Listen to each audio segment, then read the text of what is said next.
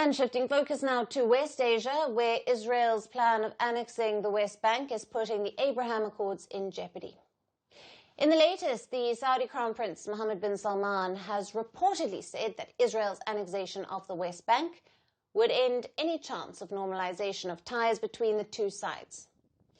Israeli public broadcaster Khan News has reported that the decision came during a meeting between the Saudi Crown Prince and the UAE President last week in Riyadh.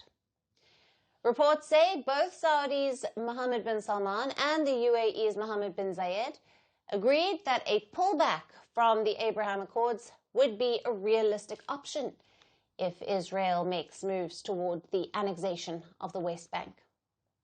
Now, earlier, the UAE President Mohammed Bin Zayed had warned Israel, calling its plans a red flag. Saudi Arabian officials also reportedly said that by taking such a step, Israel would be playing into the hands of Iran and Hamas, whose interest is to block ties between Israel and the Arab states.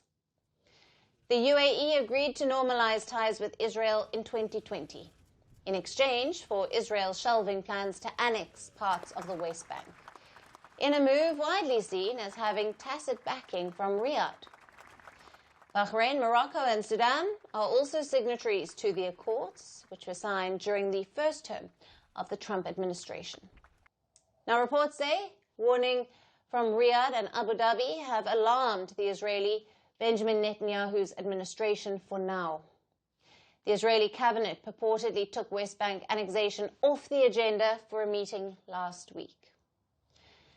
The Netanyahu administration had been weighing annexation of parts of the West Bank in a retort to a wave of Palestinian statehood recognition by the West. Now, last week, Prime Minister Netanyahu discussed annexation of parts of the West Bank, but the Israeli Security Cabinet is yet to discuss it in detail, and no decision has been made yet. Israeli officials reportedly said that Prime Minister Netanyahu is considering various scales and levels of annexation options. They range from a limited takeover of several Jewish settlements to a broader approach calling for 60% of the territory. The time has come to apply Israeli sovereignty to Judea and Samaria, to once and for all remove from the agenda the idea of dividing our tiny land and establishing a terror state in its center. We have no desire to apply our sovereignty on population that wants to destroy us. Enemies should be fought against, not allowed a comfortable life. That is why the chief principle for applying sovereignty, get it well into your heads. This is the slogan, maximum territory, minimum population. Israel captured the West Bank from Jordan in the 1967 war. Then, in defiance of international law, Israel began establishing Jewish settlements there. The Palestinians want the West Bank, East Jerusalem and the Gaza Strip for a future state, a position supported by most of the international community.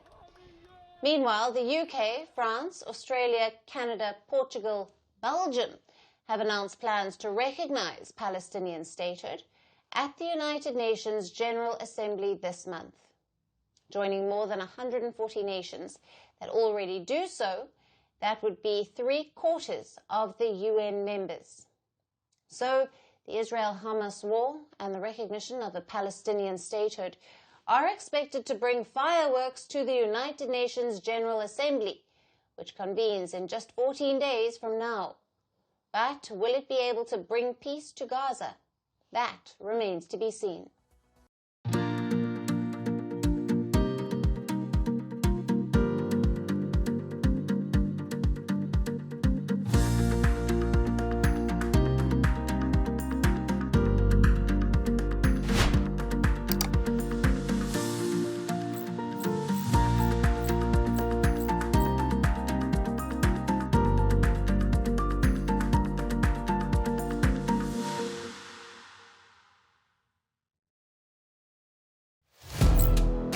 Firstpost now available in 9 languages on YouTube.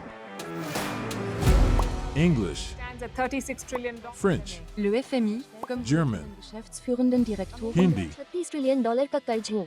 Indonesian, Pemerintah tanpa pemeriksaan. Italian, Sekali radikali. Japanese, 4兆ドル以上も Portuguese, por causa do próprio balanço patrimonial. Spanish. Beautiful bill. Go to Settings, click on Audio Track and select the language of your choice. Be the first to know what's happening around you in your first language. Firstpost.